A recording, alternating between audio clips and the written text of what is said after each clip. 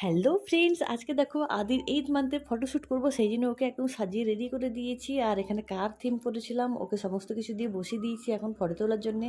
আর ও এত দুষ্টুমি করছে, ফটো তুলতে দিচ্ছে না। খুব কষ্ট করে কয়েকটা ফটো তুলেছি, সেটা তোমাদের সঙ্গে নেক্সট ভিডিওতে শেয়ার করব। এরপর আমরা বেরিয়ে পড়লাম সন্ধ্যেবেলা ওকে নিয়ে ঘুরতে, কারণ আমি সেভাবে টাইম পাই না।